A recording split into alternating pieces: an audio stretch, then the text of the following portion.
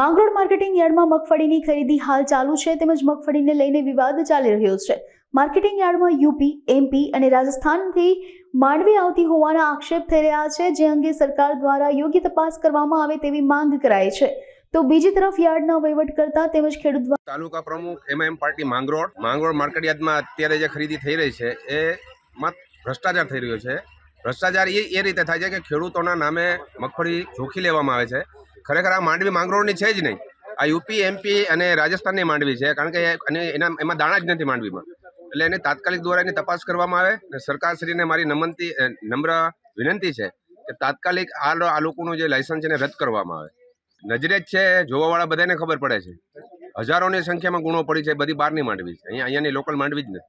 Agency ઉપર આક્ષેપ લગાવવામાં આવ્યા છે। હું તો અહીંયા એપીએમસીનો ચેરમેન છું। ચેરમેનના નાતે હું દેખરેખ આ ચારે મંડળીમાં ખેડૂતોને સંતોષ મળે, ખેડૂતોનો માલ વ્યવસ્થિત જોખાય, ખેડૂતોનો વધારેમાં વધારે પોષણ ભાવ મળે, એને મેનેજમેન્ટ અને દેખરેખ અમે રાખીએ છીએ। એજન્સીઓ અલગ કામ કરે છે, તદ્દન વાત પાયા વિહોણી અને ખોટી છે। માંગરોળ તાલુકામાં જ્યાં 4 સેન્ટરો હાલે છે, ચારે 4 સેન્ટરોમાં વ્યવસ્થિત કામ થાય છે, ખેડૂતોને વ્યવસ્થિત સંતોષ મળે છે અને ક્યાંયથી કોઈ એક બોરી પણ બહારથી આવતી હોય તો એ સાબિત કરી બતાવે। આક્ષેપ છે એ તદ્દન પાયાવિહોણા અને ખોટા છે અને એને આ ચારે 4 મંડળીઓ વતી એપીએમસીના ચેરમેન તરીકે હું આક્ષેપોને નકારું છું। એ તો હવે ચૂંટણી આવે અને ચૂંટણીમાં કોણ ગેરકાયદેસર ને કોણ રેગ્યુલર છે એ ચૂંટણી તારે બતાવશે। અત્યારે માંગરોળ યાર્ડમાં છીએ। આ 3 નંબરની મંડળી છે અને જેમના પ્રમુખ પરેશભાઈ છે। અત્યારે હું મગફળી ભરીને આવ્યો છું અને જે આક્ષેપોનો અત્યારે મેં કંઈક વિડીયો જોયેલો છે, એટલે એમાં ઘણા આક્ષેપો કરે છે કે આ જૂની મગફળી છે અથવા તો બહારથી આવે છે મગફળી અને અહીંયા પધરાવે છે, એવા બધા આક્ષેપો થાય છે। પણ એ બાબતે મારો અનુભવ કહું તો મારે એવું કહેવું છે કે અહીંયા કોઈ પણ પ્રકારના એવા કાવતરા થતા નથી। પરેશભાઈની અંડરમાં બહુ વ્યવસ્થિત રીતે કામ ચાલે છે।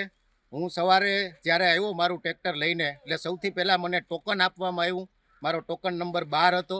એ પછી મારું ટ્રેક્ટર એન્ટર થયું, ટોકન પ્રમાણે જે પ્રમાણે સિક્વન્સ હોય એ પ્રમાણે જોખવામાં આવે છે। પછી એ મગફળી તમારી જે ટોલી હોય કે ગુણી હોય એ બેયમાંથી સેમ્પલ લે છે। સેમ્પલમાં 2 ગ્રામ ડેમેજ જે સરકારની કન્ડિશન છે એ પ્રમાણે કન્ડિશન જો ફૂલફિલ થાય તો એ મગફળી પાસ કરે છે। એટલે સૌથી પહેલાં મારું સેમ્પલ કરવામાં આવ્યું, જેમાં 2 ગ્રામ ડેમેજ હતું, એટલે મારી મગફળી પાસ થઈ ગઈ છે અને એનો તોલ અત્યારે ચાલુ છે।